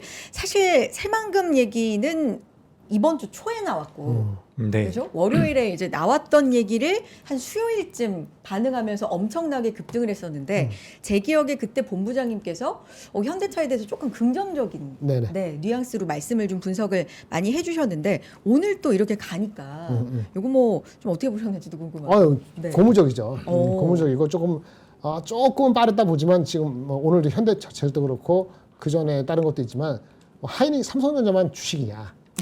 뭐 그런 개념으로 뭐 70만 원, 80만 원 갈 거를 미리 앞당기는 측면이 없지 않아 있어 보이긴 하는데 일단 그 상징적이지만 대통령하고 이렇게 교감됐다는 뭐 기사도 나오잖아요. 그런 거가 도움이 안 될 수가 없죠. 근데 어차피 무르익어갖고 미국하고의 그 여러 가지 시츄에이션도 현대차가 해야 될 롤이 있다 보니까 현대차 입장에서도 웬만하면 새만금이건 뭐건 간에 정부 시체에 맞춰서 할 거면 빨리 해주는 게 낫지 않았어요. 그래서 빨리 발표해갖고 그럼 그 시점에서 주식 시장도 좋았고 거래량이 동반되면 올라가는 거죠. 근데 거래량이 처음에 연초에 한번 올라가고 좀 쉬었는데 거래량이 이제 다시 올라오잖아요. 본부장님 며칠 사이에. 네네 화면 좀 같이 볼게요. 네. 이렇게 가다가 이제 네네. 쉬었다가 최근에 모멘텀을 그렇게 두 번 받으면은 네. 주가가 이렇게 튀면 이게 참 그렇죠? 이게 PER로 따지니 아니고 이제는 PBR로 가는 거니까 PBR이 아니고 아까 말한 것처럼 근본적으로 이그 서어 파츠 각 분야별로 로보틱스 뭐 이렇게 합치다 보면은 컨센서스는 낮게 잡은 사람이 65만 원, 높게 잡은 사람이 70만 원 후반, 80만 원 나온 상태니까 천천히 하면 좋겠는데 항상 그러듯이 이제 한꺼번에 반응을 왜 돈이 많으니까 한꺼번에 반응하는 거예요. 돈이 많지 않으면 천천히 반응하고 왜 거기다 파는 사람도 있으니까. 근데 이렇게 모멘텀을 받았다 싶으면은 안 산 사람들 대거 사면은 올라가는 겁니다. 근데 어디서 물릴지 아니면 또 내려갔다 다시 갈지 알 수는 없죠. 근데 일단은 저번에 말씀드린 것처럼 여러 가지 측면에서 이 컨센서스가 좀 높아졌어요. 처음에는 50만 원, 60만 원 초중반이 많았는데 요즘에 나오는 거 보면 60만 원 중반, 70만 원 뭐 이렇게 나오다 보니까 그거를 쫓아가는 그런 분위기. 삼성하이닉스의 이익 전망과 함께 주가가 올라가는 거랑 비슷한 양상을 보이려고 하는 그런 분위기인 것 같습니다. 근데 조금 이제 아까 말씀 중에 빠른 감이 있다라는 말씀을 해주셨는데. 근데 뭐 요거는 조금 거래가 많으니까. 거래가 많으니까. 예, 돈이 많으니까. 예. 돈 없으면 다 모든 게 꽝입니다. 돈 많으면 지금 6,800, 6,400이지만 5,500이 있어도 누가 뭐라고 안 해. 그렇잖아요? 우리가 사실은 1월 말에 됐을 때 생각할 때 이게 5,500에 머물러서 2월이 간다고 해서 왜 이렇게 안 가냐고 채찍질하고 지금 그런 분위기 아니잖아요. 그렇죠. 그러니까 6,300 갔다가도 이슈가 돼서 빠지면 6,200가 깨질 수도 있는 거고. 그런데 그러기엔 돈이 워낙 많다는 걸 서로 보니까 너도 보고 나도 보고 다도 보니까 얘도 있고 돈이 있고 들어갈 사람이 있고 그럼 내가 뭘 팔아? 그럼 내려가면 얘가 사겠네? 뭐 이런 생각 가지면 이제 그런 의미로 가는 거예요. 그게 지금은 그것이 반 이상이에요. 내가 봤을 때 그게 반 이상이고 모멘텀이나 실적이 또 보태주고 반반 치킨은 지금 같이 가는 거예요. 그러니까 작년도에서 작년 11월에서 올해 1월 중후반, 1월 하반기까지는 삼성전자 하이닉스의 어닝 모멘텀하고 내러티브 현대차로 갔는데 2월 들어오면서는 이 모멘텀에 대한 그 수급의 힘이 거의 반 이상을 차지하고 간다. 이렇게 보시면 되겠습니다. 그렇게 봐야 될 것 같아요. 그죠. 그리고 우리 좀 체크해 볼 건 뭐냐면 그래도 좀 다행이라고 생각이 되는 게 지금 삼성전자와 SK하이닉스 오늘 장 마감 기준으로 봤을 때 두 기업 다 외국인들이 정말 많이 매도하긴 했거든요. 네. 근데 이 자금들이 지금 어디로 넘어왔냐면 아까 전에 그 말씀 해주셨잖아요, 본부장님께서. 네. 3월 달이 되면 실적 시즌이 된다. 근데 지금 매수가 들어온 것들을 보면 지금 현대차도 외국인 매수가 들어왔고요. 그 아랫단에 보시면 LG 에너지 솔루션도 외국인 순매수가 들어왔고요. 물론 지금 우리나라 시장 자체를 이끌고 있는 것은 개인 투자자분들의 자금인데 중요한 것은 지금 오늘 오랜만에 뭐 원전, 조선, 방산 다 반등이 나왔거든요. 우리가 산업재라고 이야기할 수 있는 이쪽에 자금이 전부 다 들어왔어요. 지금 두산 에너빌리티, HD, 현대중공업, 한화 에어로스페이스에 대한 외국인들의 순매수가 들어왔거든요. 삼성전자와 SK하이닉스를 판 외국계 자금들이 그래도 우리나라 시장 쪽에 좀 유지가 되는 모습도 만들어지고 있지 않나라고 생각이 돼서 시장이 이제 전체적으로 무너질 가능성은 전 여전히 낮다라고 보여지거든요. 그래서 자금이 지금 어디 쪽으로 좀 움직이느냐라고 생각을 해봤을 때 1분기 실적이 잘 나올 수 있는 쪽으로도 좀 넘어갈 가능성이 있지 않을까. 그런 관점으로 본다면 뭐 조선과 방사 오늘 윗꼬리가 대부분 많이 달렸거든요. 네. 근데 이 기업들 같은 경우는 제가 자료 하나 보여드릴게요. 네. 자료 오랜만에 보여드리는 것 같은데 화면 잠깐만 보여주세요. 여기 보시면 지금 요건 현대차 자료고요. 여기 이거 한번 보도록 하겠습니다. 작년 9월 이후에 상대 수익률이거든요. 좌측 같은 경우는 반도체가 강세 구간에 놓여 있을 때 상대 수익률입니다. 반도체가 엄청나게 강할 때는 증권주나 IT 하드웨어 정도가 강했다라는 거죠. 그러니까 반도체가 강하다라는 것은 증권주들이 수혜를 받을 수 있게끔 종합주가 지수의 시세가 좋았다라는 거고 그렇기 때문에 증권주도 어느 정도 따라갔고 뭐 밑에 삼성전기라든지 뭐 LG 이노텍 같은 기업들도 좀 따라왔다라고 볼 수가 있겠죠. 소프트웨어 같은 경우는 우리나라에서 차지하고 있는 비중 자체가 많지가 않기 때문에 상대적으로 좀 굉장히 약세되는 모습을 보였었는데 우측에 한번 보세요. 우측 같은 경우는 반도체 수익률이 조금 둔화됐을 때입니다. 조금 둔화됐을 때는 기계, 조선, 증권, 보험, 은행입니다. 지금 은행과 보험과 증권 같은 경우는 2월 달에 시세가 한번 나왔기 때문에 좀 둔화될 가능성은 있다라고 생각을 해요. 근데 기계와 조선 같은 경우는 우리가 여기다가 이제 방산이나 조선을 어느 정도 대입해 볼 필요가 있다라고 보여지거든요. 그 아랫단에 있는 자동차도 지금 많이 올라와 있는 상태고 디스플레이 같은 경우도 최근에 변동성이 좀 나오고 있죠. 그래서 우리가 지금 반도체가 약간 슬로우하게 상승률, 수익률을 좀 늦춰간다면 어디 쪽으로 자금이 넘어갈까라는 것에 대한 고민이 필요하다. 저는 그렇게 좀 생각을 하고 있어서 오늘 이제 조선과 방산 이게 윗꼬리가 안 달렸으면 제가 좀 더 강하게 말씀을 드렸을 것 같은데 오늘 조선과 방산 쪽의 대장주라고 할 수 있는 현대중공업이라든지 한화 에어로스페이스 같은 기업도 외국인들의 매수가 들어왔거든요. 그래서 이런 기업들은 윗꼬리가 좀 달려 있지만 섹터 기준으로 봤을 때는 반도체가 조금 둔할 때는 변동성이 좀 더 잘 나올 수 있지 않을까. 물론 반도체가 무너지면 투심 자체가 망가질 가능성이 높아 보이거든요. 그래서 반도체가 망가지면 안 되는데 그래도 이제 우리가 어떻게 보면은 반도체도 좀 매수하고 조선 방산도 매수하고 이런 관점으로 본다면 공생할 수 있는 포트에 같이 담을 수 있는 섹터 요 분야가 아닐까란 말씀 드리겠습니다. 최근에 보면 반도체가 강하게 가면 뭐 차, 조방원 이런 것들이 좀 쉬고 로봇도 좀 쉬고 그러니까 반도체 쪽으로 수급이 쏠리는 날은 근데 반도체가 약간 쉬면 이제 그런 것들이 좀 가다 보니까 시장이 전반적으로 쉬는 게 아니라 돌아가면서 좀 올라간다. 그러니까 이 정도 버티는 거 이 정도. 아니에요? 네, 네, 그렇게 보면 그 정도 버티는 거죠. 아니면 코스닥도 가다. 코스닥은 오늘 상대적으로 좀 견조했는데 그 얘기도 좀 그러면 해볼까요? 이제는 코스닥 차례인가? 뭐 바이오 좀 이런 오른 거 바이오. 있지 않아요? 네. 바이오가 요즘에 괜찮았어? 그 알테오젠이랑 ABL 바이오를 빼고 나머지 기업들은 주가 흐름이 괜찮습니다. 뭐 삼천당 제약도 그렇고 오늘 보시면 오늘이라기보다는 약간 아랫단에 있는 기업도 오늘 에임드 바이오가 20% 가까이 올라왔고요. 올릭스 같은 경우도 신고가 나왔고 삼천당 제약 계속 올라가고 있고 보로노이도 신고가거든요. 그래서 메지온 같은 경우도 주가가 좀 반등이 나왔고 G2G 바이오 같은 경우는 오늘 신고가가 나왔어요. 그래서 우리가 제약 바이오가 지금 뭐 알테오젠과 ABL 바이오 제가 얼마 전에 여기 여의도에서 걸어 다니고 있는데 누가 이렇게 등을 탁 치더라고요. 그래서 인사를 드렸더니 내가 알테오젠을 가지고 있는데 어떻게 해야 되냐라고 여쭤보시더라고요. 방송 많이 보고 있다. 그래서 제가 그때 우리가 이제 생방송이잖아요. 그래서 좀 빨리 가봐야 된다라고 해서 나왔는데 이 자리에서 그래서 그래서 알테오젠이랑 ABL 바이오는 지금 주가 흐름이 좀 둔화되고 있지만 나머지 기업들 같은 경우는 시총 상위주들의 주가 흐름이 전 나쁘지 않다라고 보이거든요. 그래서 저는 지금부터는 제약바이오는 보실 필요가 있다라고 생각을 해요. 그래서 제약바이오 같은 경우도 지금부터는 우상향이 좀 나올 가능성이 높은 게 어쨌든 변동성 기준으로 봤을 때 근데 이거는 있어요. 3월 달에 재무가 빨가면 좀 불리할 거라고 저는 생각을 해요. 재무에 마이너스가 찍혀 있는 기업들보다는 그래도 플러스가 찍혀 있는 기업들 위주로 좀 보시는 게 좋고 다만 그런 기업들의 주가 흐름이 지금 굉장히 좋게 나오진 않고 있습니다. 대부분 뭐 제약바이오 쪽 같은 경우는 기술 이전이라든지 비만 당뇨와 관련되어 있는 기업들의 주가 흐름이 좋아요.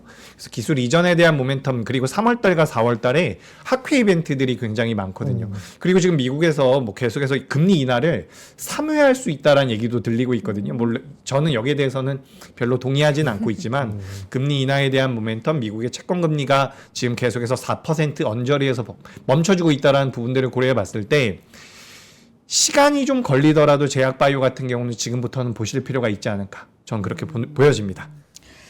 알겠습니다. 봄에 이제 뭐 암학회, 종양학회, 학회 일정들도 좀 있는 것 같아요. 3월, 4월 이렇게 되면서 제약바이오 학회 일정 좀 이슈 나오나 이런 것도 좀 볼 필요가 있을 것 같습니다.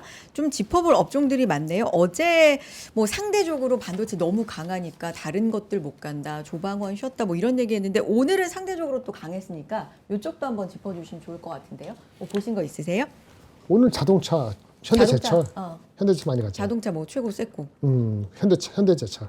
현대제철 진짜 그건 아까 뭐예요? 상한가 하지 않았었어요? 상한가 현대제철 아까 갔다가 급등하는 것까지 네네. 확인을 했는데 몇 프로로 마감했나요? 21% 지금도 거래되고 있습니다. 네. 28%까지 올라갔었네요. 네. 이거 아시다시피 아까 현대자동차 새만금 들어가고 하면은 그 수요도 있잖아요. 제강 그 당진인가 어딘가 그 근처에 있지 않나 모르겠는데 그래서 그거 수요도 있다 그러고 기본적으로는 이제 새만금 데이터센터 향 철근 뭐 그런 수요가 개선될 거라는 그런 뉴스가 하나 있었고요. 또 있어요. 중국이 양해가 3월 언젠가 3월 첫째 주인가요? 뭐 있는데 양해 있는데 중국에서 그 공기 질 개선을 위해서 그 북쪽 지역에 뭐 철강업체 감산 조치를 했다는 얘기 기사가 나왔어요. 최소한 30%? 이게 얼마나 퀀티파이가 되는지 모르겠습니다만 이 두 가지가 가장 컸던 것 같고 또 한편으로는 건설 그 유통하는 후판 가격이 또 인상했다는 얘기. 철강업체니까 이런 정도가 몇 가지가 좋은데 아까 말씀드린 새만금 그다음에 중국에서의 양해 앞두고 감산한다는 얘기 이런 것들이 복합적으로 하면서 현대제철 말고도 동국제강도 비슷하게 많이 올랐지 않았었나요? 동국제강 많이 올랐을 겁니다. 네, 11% 네. 종가 기준으로 네, 그런 네, 것 같고요. 그러니까 저는 이제 요즘에 그런 말씀 많이 드리잖아요. 뭐 다른 쪽도 보실 필요가 있다라고 하는데 지금 제 화면 잠깐만 보여주세요. 뭐 현대제철도 많이 올라왔는데 오늘 화학주에서 LG화학도 많이 올라왔거든요. 그러니까 우리가 지금 시장에 유동성이 많이 공급이 되니까 선순환이 나온다라는 말씀을 또 드리고 싶고 제가 자료를 요즘에는 새로운 걸 잘 안 보려고 해요. 왜냐하면 새로운 게 너무 많아가지고 다 따라가기는 어렵고 제가 예전에 만들어놨었던 자료 중에서 예전 클로징 벨 때 만들어놨던 거더라고요. 2025년도 12월 달에 만들어놓은 건데 작년에요. 이때 같은 경우도 이제 뭐 미국 자동차 강판 특화 전기로 제철소에 뭐 지분 투자 이런 내용들이 나왔었어요. 당시에도 현대제철이 주가 흐름이 나왔거든요. 요거 같은 경우도 가장 아랫단에 보시면 어떤 내용이 있냐면 결국에는 현대차 그룹의 수직 계열화를 완성하겠다라는 논리로서 접근을 했었던 거거든요. 그러니까 지금 오늘 대통령이 새만금에 투자한 현대차 그룹에다가 지원을 하겠다라는 얘기들이 나왔고 추가적으로 이제 철강주들 같은 경우는 그동안 시장에서 많이 못 움직였던 상황에서 이런 내용들이 뭐 작년부터 나왔었던 부분이거든요. 근데 시장에서 이제 관심이 없었지만 주가가 이제 변동성을 보여주게 되면 이런 것들도 이제 추가적으로 붙을 가능성이 굉장히 높거든요. 그래서 이런 내용들도 시장에 있는 것이고 그렇기 때문에 주가가 많이 올라와요. 지금 LG전자 같은 경우도 가만 보시면은 오늘은 조정을 좀 받았지만 이게 월봉 기준으로 몇 %가 올라왔냐면 LG전자가 50%가 올라왔거든요. 네. 그래서 올해 들어서 연봉 기준으로 보자면 LG전자가 지금 58% 정도가 올라왔습니다. 고점 기준으로 하면 60% 정도가 올라왔겠죠. 그래서 우리가 지금 계속해서 말씀드리는 것처럼 투자의 시야를 넓힐 필요가 있다. 저는 그렇게 생각을 하고 있습니다. 와, 현대제철도 진짜 갖고 계신 분들이 뭐 눈물 나시는 분들도 있을 것 같아요. 고생 많이 진짜. 하셨죠. 저도 몇 년 전에 주식 투자를 하시다가 이제 다시 내가 주식 투자를 하고 싶다라고 해서 오시는 고객분들이 좀 계시거든요. 제가 그분들 이제 계좌 그 종목들 상담을 해드리면 이 철강주도 많이 가지고 계시고요. 가장 많이 가지고 계신 종목이 네이버와 카카오 그리고 그 2차 전지 종목들을 많이 가지고 계시거든요. 그래서 주가가 많이 올라왔어도 아직까지 손실인 부분들은 좀 있는데 전 지금부터는 뭐 네이버와 카카오도 정말 아픈 손가락이잖아요. 이런 기업들 같은 경우도 어떻게 보면은 시장이 올라온다면 뭐 크게 이게 당연한 이야기이긴 한데 기본적으로 우리 시장이 버텨준다면 이런 종목들도 순환매의 관점에선 들어올 수 있지 않을까 그렇게 좀 생각이 돼서 예전부터 오랫동안 고생하셨던 분들도 올해는 그래도 좀 탈출하거나 계좌가 많이 개선될 수 있는 그런 시점이 아닐까라는 말씀드리겠습니다. 근데 이런 것들은 이제 오래 기다리다가 올라오면 더 갈 거야라는 걸로 좀 기다려봐야 되는 거예요. 아니면 적당히, 진짜 어렵죠. 어렵죠. 적당히 이제 정리를 어느 정도 좀 하고 요즘 다 좋다고 얘기하던 그런 대로 좀 옮겨가거나 뭐 모르겠다. 진짜 이런 거 어떻게 포트를 짜야 돼요? 진짜 어렵죠. 그렇죠. 예. 그쪽 그 다른 섹터 이거에 매몰돼 갖고 많이 들어가서 마이너스예요. 근데 올라와서 마이너스가 5%로 줄었어. 아니면 BEP의 한 10%, 그러니까 마이너스 10% 5%야. 근데 저쪽에 많이 가잖아요. 그럼 어떻게 할 것이냐 그런 거잖아요. 그렇죠. 그럼 질문하기 전에 저쪽 섹터 아느냐, 아느냐. 본인이 아느냐 이거죠. 이제 갈 곳에 대해서 공부를 했느냐. 공부를 못하는 시간이 없어요. 왜 시간이 없을까요? 내가 마이너스 된 거는 매일 볼 거 아니에요. 그죠. 거기 매몰되니까 이거 볼 시간이 없죠. 애널리스트는 자기 섹터만 보기 때문에 다른 섹터를 안 보지만은 점점 나이가 들고 올라가게 되면 스트래티지 센터장이 되면 다 보게 되죠. 왜? 다른 것도 같이 봐야 된다는 의무감 때문이잖아요.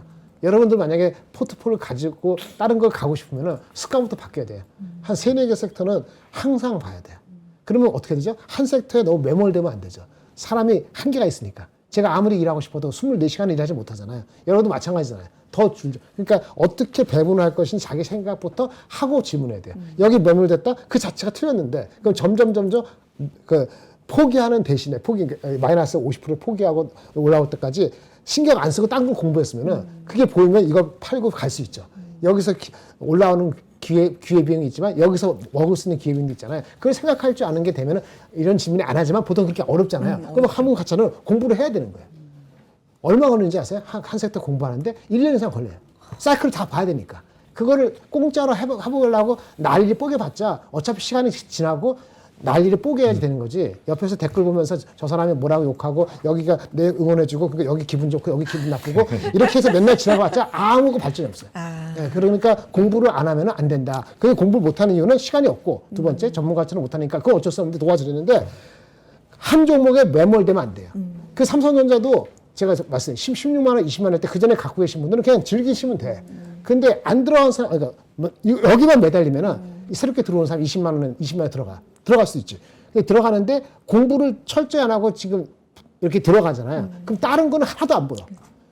그거를 같이 봐야 되는 시기가 왔어요. 절대 레벨이 많이 올라왔기 때문에 여전히 업사이드에 있다 하더라도 그거를 내가 인정하느냐 안 하느냐. 인정을 안 하면 그거는 지금 먹더라도 15% 먹더라도 다음에 토해낼 가능성이 많은 거고 지금 안 들어가서 돈을 못 벌었더라도 그런 자세를 갖고 있으면 나중에 돈 벌어요. 지금 여러분이 뭐 손가락 움직이기 어렵다는 게 아니고 나이가 들어가 85세 됐다. 85세 이상은 우습게 보는 게 아니고 저희 어머니가 85세니까 85세 이상은 쉽지 않잖아요.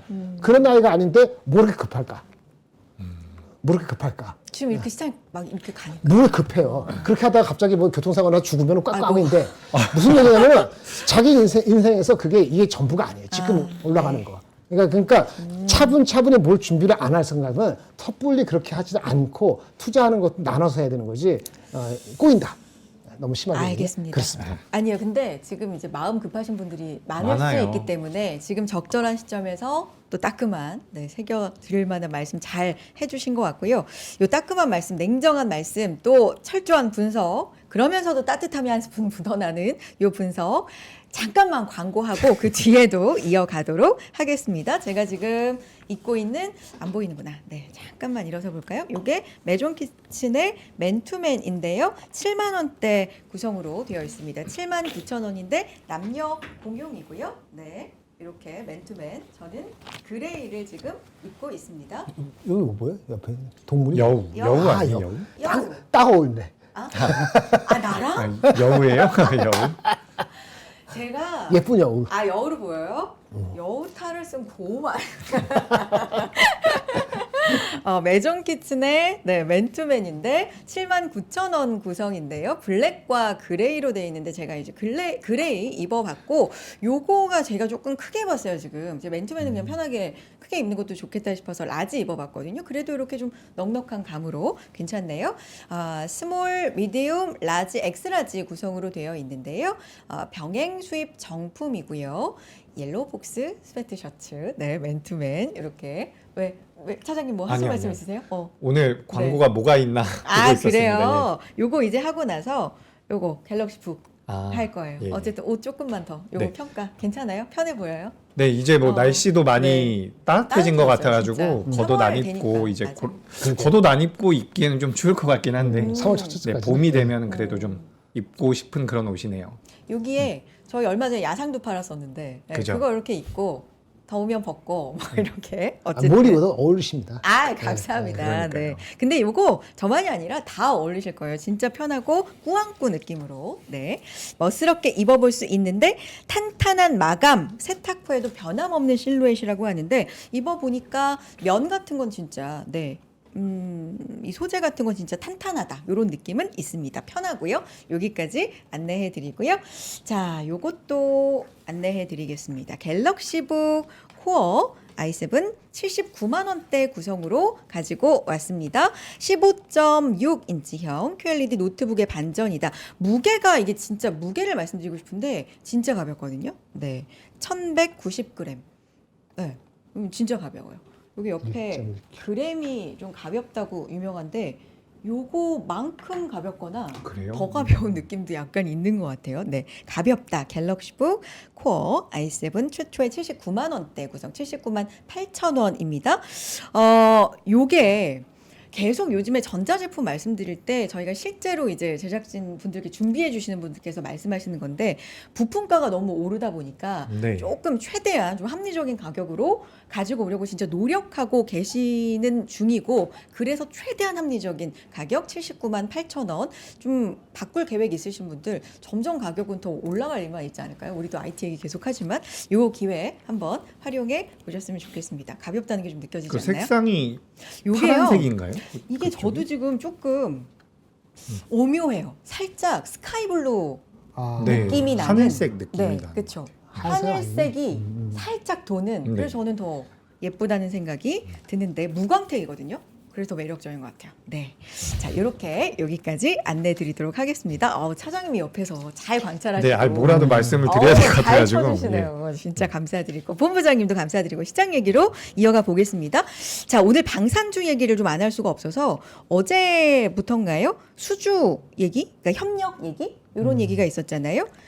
강훈식 비서실장 아랍에미리트 350억 달러 규모 협력 소식 요거 있었는데 방산 뭐 조방원 이런 것들은 쉬었다 갔다 뭐 이러니까 이번 UAE 건이 컸죠. 맞아요. 요거 컸죠. 방산도 있고 원전도 있고 맞아요. 네. 다 있는 거니까 UAE가 그렇게 큰 의미 있는 나라인지 모르지만 요즘은 가까이 오는 것 같습니다. 뭐 현대건설 같은 경우는 미리 많이 올랐으니까 덜 간 거고 네. 한전기술이 계속 가고 있죠.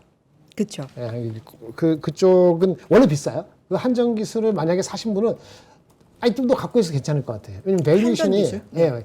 이게 AP 1000하고 이렇게 AP 1400 이렇게 하게 되면은 그거 AP 1400 신용 그거에 대해서 감가상 무형 자산을 완전히 그 삼각시켜 버렸거든요. 완전히 그 떨궜단 말이에요. 그건 뭐냐면 앞으로 임팩트 지금 비즈니스가 시작된다는 걸 알린 신호예요. 실적 나올 때. 한 2주 됐어요. 근데 그때부터 올라간 거예요. 그리고 그게 되니까 혜택을 보는 게 누구냐면 현대건설이기 때문에 현대건설이 한 일주 뒤에 그렇게 올라가는 거예요. 원전이랑 이제 뭐 원전 AP 1400에 대한 걔네들의 무형 자산을 삼각하는 액션을 2주 전이가 열흘 전에 하면서부터 올라가는 거예요. 그러면 이제 얼마까지 가느냐? 장이 좋을 때는 멀티플을 과거 걸 생각합니다. 멀티플 생각할 때는 첫 번째 과거 패턴, 과거보다 더 갈 힘이 있느냐? 아니면 글로벌. 근데 글로벌 비교할 게 없잖아요. 근데 한전 기술이 옛날에 2010년, 15년이면 언제죠? 누가 있을 때죠? 이명박 대통령 계실 때인가? 잘 모르겠는데 그때도 원전이 한껏 올라갈 때 얘네들 평균 PER이 70배 가까이 갔어요. 60배 평균이. 고점 저도 기억 못해. 근데 이거 아직 60배 안 됐거든. 한전 기술. 근데 그때보다 모멘텀 더 세면은 한전 기술이 어이 하면서 밸류 못하겠네 이렇게 갈 수 있어요.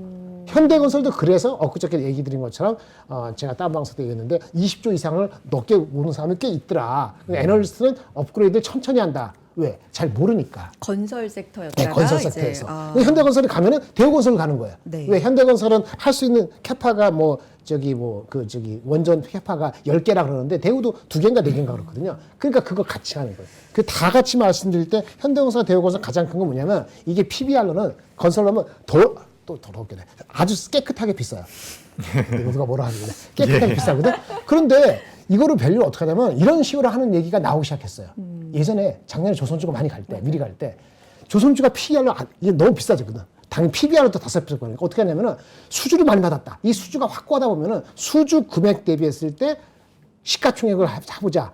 이런 얘기가 나왔었거든. 근데 처음에 그게 나왔을 때요, 대부분이 코웃음 내지는 이런 이상한 밸류에이션을 갖다 붙이면 고점에다 내기 나왔는데 그 말 나오고 주가가 좀 조정을 받았어요. 근데 한 2, 3개월 지난 다음에 결국은 그런 식으로 갔거든. 그래서 수주가 예를 들어서 10조다. 그러면 시가총액이 예를 들어서 3조가 아니고 6조는 돼야 되지 않겠냐 이런 거예요. 그러니까 조선이 그런 식으로 밸류를 다시 하면서 갔는데 그런 식으로 안 하면은 현대건설이나 대우건설의 그 원전에 대한 그 수주 있잖아요. 수주가 엄청날 거 아닙니까? 네. 근데 그 3년, 5년 뒤잖아요. 그러니까 얘네들 PBR을 반영할 수 있는 방법이 없거든요. 네. 그렇게 반영해야지 목표 주가가 여기서 더 나와요. 네. 그걸 반영하는 리포트가 나오면은 아직 안 나왔잖아요. 반영할 때 되면은 이익 실현이에요. 아니면 잠깐 멈추는 거예요. 애널리스트들이 그 머리를 굴려갖고 그 리포트 썼잖아요. 시간 걸려요. 뭔 얘기인지 아시겠죠? 여러분들 내도 알고 너도 알고 우리 엄마도 알고 하면 그땐 다 아는 거 같은데 지금 모른다 이거야. 그런 아이디어가 튀어나왔는데 그럼 갖고 있는 사람 어떡하죠? 그거 아이디어가 실현돼 갖고 리포트로 나오고 그때 늦게 들어오는 사람한테 팔아제끼고 나오는 거기 때문에 지금은 아직 팔아제끼지 않는다는 거예요. 그래서 한전기술하고 현대건설은 과거의 패턴, 그다음에 최근에 새로운 밸류에이션 멀티플에 대한 얘기 이런 거를 한쪽에 아실 필요는 있다. 그러니까 상대적으로 두산 에너빌리티가 좀 덜 가는 것 같은데 두산 에너빌리티도 수주 산업 마찬가지니까 목표 주가 계속 상향되니까 빠르게 이거를 이익 실현한 절대 그런 단계는 아닌데 두산이 버티고 현대건설이 가고 대우건설이 가고 이런 삼박자가 맞으면 나중에 원전해가지고 돈이 얼마 버는지 그건 나중 문제고 1년, 2년 뒤의 문제고 지금은 수주에 대한 믿음이 있다면 조선하고 비슷한 행보를 갈 가능성이 있다. 멀티플에서 이렇게 생각까지 해봅니다. 수08님께서 지금 뭐 채팅창에서 잠깐 지적해 주신 것처럼 방산, 원전 이런 것들이 오늘 장 초반에 상당히 시장에서 네. 좀 그래도 끌어주는 역할을 했는데 오늘 윗꼬리가 맞아요. 좀 달리기는 해서 뭐 이런 부분은 좀 상승으로 마감을 했습니다만 신경을 좀 써야 되는 부분인가요? 사장님 생각은? 네. 저는 개인적으로는 지금 그래도 코스피 쪽에서 조금 편하게 접근할 수 있는 섹터가 방산, 원전, 조선 이쪽이 아닐까라고 생각이 돼요. 원전 같은 경우는 아직까지 우리가 저평가라고 말할 수는 없어요. 제 생각엔 원전은 아직까지 수주가 많이 안 나왔다라고 생각이 되거든요. 지금 이제 LIG 넥스원 같은 방산주는 시가총액이 10조 정도가 되는데 수주 잔고가 20조 정도가 남아 있어요. 근데 지금 그 두산 에너빌리티 같은 경우는 시가총액이 어제 기준으로 봤을 때 두산 에너빌리티가 지금 66조거든요. 네. 근데 이게 수주 잔고가 50조는 안 될 거예요. 제가 정확하게 20조에서 30조 정도로 알고 있는데 네. 적어도 그 LIG 넥슨은 시가총액보다 수주 잔고가 2배 정도 많잖아요. 근데 이렇게는 안 된다라는 거죠. 근데 이제 어쨌든 원전 쪽에 대한 투자가 글로벌 시장에서 진행이 되고 있기 때문에 수주가 그러니까 작년이랑 재작년에 조선과 방산 쪽이 굉장히 강하게 움직였던 게 수주에 대한 뉴스가 계속해서 나왔던 부분들이 있거든요. 그러니까 원전이 조금 더 전 늦게 나올 거라고 생각을 하고 있어서 이 부분들을 고려해 보면 원전 쪽 같은 경우도 괜찮다라는 말씀 드리고 우리가 방금 아랍에미리트 이야기하면서 UAE 이야기하면서 방산 이야기를 좀 하다가 지금 원전 조선 같은 경우는 이 대통령이 싱가포르랑 필리핀 정상회담에 정상회담 한다라는 내용들 나면서 원전이랑 조선 쪽은 또 뉴스가 나온 것 같거든요. 근데 방산 쪽 같은 경우도 제가 뉴스가 아니라 자료 잠깐만 보면서 네. 말씀드려보자면 일단 방산인데 조선이 나오네요. 보여드릴게요. 네, 화면 자료 한번 공유해 보시면은 주세요. 네, 방산 쪽 같은 경우는 지금 화면 안 나오나요? 나옵니다. 나오네요. 방산 쪽 같은 경우는 지금 제가 조선에서 쭉 넘어와 버렸는데 아니 자료가 워낙 많으셔서 뭐가 이슈예요? 사장님도 방산 방산 주가가 안 나와서 그럼 그냥 말씀으로 드릴게요. 네. 제가 수치를 좀 보여드리고 네. 싶은데 지금 실제로 방산주들 같은 경우는 우리가 ROE라고 이야기를 많이 하거든요. 이 기업이 얼마나 일을 잘하고 있느냐. 그리고 영업이익률 같은 경우도 우리나라 기업들이 다른 나라들에 비해서 이 상승 속도 자체가 빨라요. 그렇기 때문에 우리가 3분기와 4분기가 되면 그 부분들이 실적적인 부분에 반영이 될 것이고, 그렇다라고 한다면 다른 나라 글로벌 기업들에 비해서 우리나라 기업들이 저평가라고 보여질 명분이 있다라는 거죠. 그런 관점에서 본다면 방산주 같은 경우도 상승할 만한 여력이 있는 거고, 최근에 이제 지정학적 리스크 계속해서 나오고 있죠. 트럼프가 대통령이 되고 나서 지정학적 리스크에 대해서 많은 이야기들이 있지 않았습니까? 뭐 나토 국가들 같은 경우도 GDP에서 몇 프로까지 올려야 된다라는 이야기가 있는데, 요게 1% 올라갈 때마다 천조 시장이 만들어진다라고 하거든요. 거기에 대해서 우리나라 기업들이 좀 가져올 가능성이 높지 않을까라고 생각이 된다면, 전 방산 쪽 같은 경우는 어떻게 보면 지금 우리가 접근해 볼 만한 어떻게 보면 편한 선택지가 될 수도 있지 않을까, 이런 생각이 돼서 방산 쪽에 대해서도 저는 긍정적인 말씀을 드리고 싶고요. 조선 쪽 같은 경우도 마찬가지입니다. 지금 실적이 저가 수주 물량을 이제 떨궈내고 고부가 가치 선박 쪽에 대한 모멘텀들이 이제부터 부여될 가능성이 높거든요. 그래서 결국에는 실적이 따라와야 돼요. 삼성전자와 SK하이닉스가 좋은 기업이라는 건 모두가 알고 있지만 실적이 이렇게 따라오지 못했다면 이렇게 못 올라왔을 거라고 생각을 하거든요. 그런 관점에서 실적이 잘 나오는 쪽은 체크가 필요하다. 그리고 조선사들 같은 경우도 여기 한번 보여주세요. 이거 말씀드렸던 것 같은데, 여기 2026년도, 2027년도로 가면 이게 2023년도 때 수주받은 물량들이 요 회색으로 표시가 되어 있는 거거든요. 이게 연도별 인식 금액인데 2023년도까지는 저가 수주 물량이 많은 거예요. 근데 2024년도, 5년도에 수주받았던 물량들 같은 경우는 우리가 고부가 선박이라고 이야기를 많이 하죠. 그쵸. 이게 재무에 이제 본격적으로 반영이 되면 그때는 어떻게 보면 밸류가 낮아지기, 그러니까 주가가 올라갈 만한 여력이 생긴다라는 거죠. 그런 관점으로 보시면 지금은 조선과 방산과 원전 전반적으로 저는 매력적이라고 생각이 되고, 요 관련되어 있는 ETF들도 좀 있으니까 종목을 하나 선택해가지고 매매하는 게 부담이 된다면 ETF도 좀 찾아보시면 될 것 같습니다. 알겠습니다. 아까 잘 못 들으셨는데 잠깐만 믿어야 돼요. 한전기술 API 1,400원 무형 자산으로 있었는데 그거를 상각시켰어요. 그러면 비용이 들죠. 그래서 실적 나올 때 그게 비용이 반영돼서 마이너스인데, 안 좋게. 그게 실적은 마이너스인데 그거는 이제 앞으로 이 비즈니스가 될 거를 생각해서 상각한 거기 때문에 파지티브하게 반응을 해야 되는 거예요. 그날부터 올라갔다고. 근데 그거는 AP 1,400은 현대건설이 하는 비즈니스예요. 그렇기 때문에 이게 연관되는 거예요. 그거를 미리 공부한 사람은 그걸 보고 들어가죠. 공부 안 한 사람은 못 들어가죠. 지금 멘트는 이미 올라갔죠. 공부 안 하는데 공부 안 하는 거 없어요. 근데 전문가라고 하는 사람은 저는 전문가 아니에요. 현대건설 전문가 아니거든. 당연히 전문가예요. 반도체만 30년 했는데. 근데 막판에 다른 걸 하다 보니까 눈여보면서 하면 이렇게 보인단 말이죠. 그러니까 한 번 공부를 하면은 다른 것도 하는 거예요. 교수가 되자는 게 아니에요. 갑자기 학위 벌리는 게 아니니까 공부를 해갖고 남아요. 왜냐면 여러분들이 공부를 해갖고 돈을 덜 벌더라도 공부한 그 자세가 자식한테 가서 자식이 돈을 더 벌어요. 그만 생각하면 공부 안 해도 돼요. 이제 장이 올라가니까 지금 공부 안 해도 돼요. 삼성전자님 썼으면 그냥 돈 벌죠. 그냥 돈 버는 거야. 근데 이게 뭐 5년, 10년, 15년 갈 것 같아요? 그렇게 생각하면 인생은 긴데 그렇게 짧게만 이렇게 한다면 뭐 방송도 즐기면 안 되죠. 여기서 와서 우리 홍선혜 앵커님 나이 물어보는데 내가 얘기할게요. 나보다 훨씬 어려요. 아, 누가 물어요? 어디 보니까 뒤집어서 얘기하는 사람이 있더라고. 그래서 내가 기가 막혀갖고 저 영포티 절대 아니고요. 내 농담 삼아하는 거고 저보다 한참 어린 조카뻘은 아니더라도 하여튼 한참 어려요. 헷갈리지 마십시오. 그런 거 물어보지 말고 공부하세요. 아, 누가 그런 거. 3일 동안 쉬는데 뭐합니까? 진짜?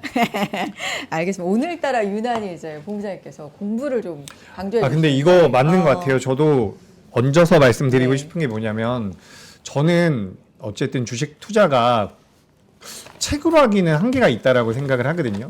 이제 시장 같은 경우도 사이클이 있잖아요. 상승장이 있고 하락장이 있고 횡보장이 있는데, 요 사이클 자체를 두세 번 정도는 경험을 해 보셔야지만 이제 주식의 위험성도 알고 네. 재미도 알고, 전 그렇다고 생각을 하거든요. 그렇기 때문에 경험을 많이 좀 이제 지금 현재 시점에서 겪어보시는 게 좋고, 예전에 코로나 사태 이후에 우리나라 시장 많이 올라왔을 때 그때 제 주위에 있는 동생들이나 후배들도 내가 정말 주식 잘하는 것 같다라고 해서 그때 전업 투자한 친구들도 있고요. 많이 있는데 그거 전부 다 날려먹었어요. 그래서 지금은 시장이 좋기 때문에 잘하고 계시고 더 잘하셨으면 좋겠는데 공부는 언제든지 좀 필요한 것 같습니다. 알겠습니다. 그런 관점에서 뭐 공부까지는 아니지만 이제 마무리를 서서히 해야 되는 거니까 오늘 이제 2월의 마지막 거래일이 끝났고요. 요 제 화면 잠깐 보여주시면 뭐 새삼스러운 거긴 한데 이게 이제 코스피 차트를 제가 띄워놓고 있는 상황인데요. 제가 딱 여기 화면 나가고 있나요? 제 화면 잠깐만 공유해 주세요. 1월 2일 올해 시작하면서 종가로 보면 4309 이렇게 시작해서 지금 이제 여기까지 와 있는 상황입니다. 새삼스럽죠? 네, 새삼스러운데 또 놀랍고 그렇습니다. 6,300을 넘어서서 오늘 종가 기준으로 6244니까 와 이제 이런 기울기를 보이면서 2026년 2달을 온 거예요. 네. 3월을 어떻게 해야 될 것인가 지금 그런 얘기를 꺼내고 싶은 거거든요. 사실 오늘도 이제 뭐 1% 조정이 나왔지만 뭐 이런 기울기에서 뭐 미국의 엔비디아도 5% 떨어졌는데 우리 코스피 1% 하락. 그러니까요. 이게 이제 과연 저는 견조했다고 생각하는데 그러니까 3월을 어떻게 할 것인가 한 말씀씩 들어보고 싶습니다. 본부장님. 네. 참 아까 어려운 질문을 갖고 계시는 하면 갖고 있는 와치하면 되고요. 항상 1월 봤는데 5% 이상 빠지면 어텐션 긴장. 그러니까 뭐 맞아요, 지수가. 네, 지수가. 그러니까 5%가 이틀 연속할 수도 있고 하루에 할 수도 있는데 하루 5% 빠질 수도 있고 이틀 연속 빠져서 한 5% 넘어가잖아요. 5% 이내면 딥이에요. 항상 딥. 살짝 담그는 거. 항상 네, 강조해 주시죠. 그렇게 담그는 거고. 근데 이게 5% 딥인 줄 알고 들어갔는데 한 7% 딥이었어. 그러면 더 긴장해야지. 뭔가 봤는데 우리가 놓친 거 있는가. 그 만약에 10% 빠지면 내가 틀렸구나 5%. 그렇게 인정하고 손실을 하든지 아니면 이익을 하든지 이렇게 해야 되는 거고요. 10% 가면 일단 조정해요. 그 조정은 한 달, 두 달 갈 수 있어요. 큰 대세장에서도 예전에 그 여기 KB 나오는 그 이은택 씨인가? 제가 그분 한 번도 본 적이 없지만 그분 좋아하는데 개인적으로. KB증권 똑똑한 사람이 많은 것 같아요. 하나증권도 그렇지만. 근데 그분이 얘기한 것처럼 강사장에서도 1년에 한두 번씩은 10%씩 빠질 때가 있어요. 그러니까 이게 10% 빠지기 전에 5%일 때는 들어가면 안 되잖아요. 그러니까 그걸 구분하는 게 쉽지가 않기 때문에 거꾸로 얘기하면 5% 정도 빠지는 거는 기회라고 생각을 해야 되는 거예요. 근데 문제는 5% 빠지기 전에 이미 포지셔닝이 80% 90% 들어가고 5% 빠질 때 어떻게 할 것이냐 이 생각을 해야 되는데 장이 이렇게 오른 상태에서 포지셔닝이 20%에서 지금 이 오른 상태에서 오늘 이제 3월 달부터 80% 들어가느냐 이렇게 물으면 답이 없어. 답이 없고 다만 우리의 돈이 많다 보니까 이게 제 생각에는 10%씩 빠질 일은 없을 것 같아 당분간. 최소한 1분기 실적 나올 때까지는. 근데 언제든지 3% 5%는 빠질 수 있거든요. 그럴 때는 사야 되는데 개별 종목을 공부를 덜 하거나 저도 잘 모르니까 할 때는 그냥 지수를 사거나 아니면 개별 섹터 ETF를 사는 정도로 한 5% 이내 빠지면 못 들어가신 분은 그렇게 적응하시면서 3월을 버텨보시는 게 어떨까. 버티는 게 아니라 3월을 즐기는 게 어떨까. 3월을. 이렇게 네. 보여집니다. 많이 안 빠질 것 같은데 어떻게 보십니까? 차장님. 네. 네, 저도 많이는 안 빠질 것 같아요. 지금 뭐 엔비디아 5% 빠졌는데 삼성전자 지금 올라오려고 노력하고 있잖아요. 일단 전 기본적으로 우리나라 시장이 너무 강한 것 같아요. 맞아요. 그래서 버텨줄 가능성이 높다라는 말씀 드리고 여기서 미증시가 많이 밀리지 않으면 전 유동성의 힘으로 우리나라 시장이 더 올라올 가능성도 있어 보이거든요. 근데 요 말씀은 좀 드리고 싶어요. 지금 코스닥 쪽에 대한 코스닥 150 쪽 같은 경우도 지금 주가 탄력도가 굉장히 좋거든요. 그래서 지금 ETF만 매매하시는 분들이 계신데 잘하면 3월 달에는 그러니까 원래 기본적으로는 ETF보다는 종목이 수익률이 더 좋습니다. 원래는 기본적으로 종목 수익률이 더 좋은데 지금 지수가 너무 잘 갔죠. 삼성전자, SK하이닉스 덕분에. 코스닥 같은 경우는 ETF보다는 종목별 장세도 고려를 해봄직하다. 그래서 지금 보유하고 있었고 대형주고 수익이 나고 있는 것들은 투자의 관점으로 보유를 좀 하시고 이제 나머지 자금들 같은 경우는 매매를 좀 해보시는 것도 어떨까? 저는 이렇게 의견을 드려보도록 하겠습니다.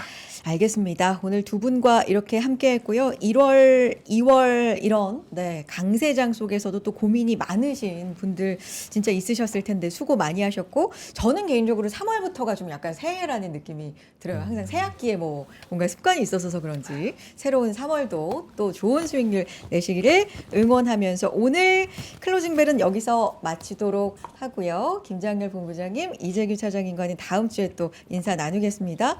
3월에도 잘 부탁드려요. 네, 고맙습니다. 열심히 하겠습니다. 예, 감사합니다.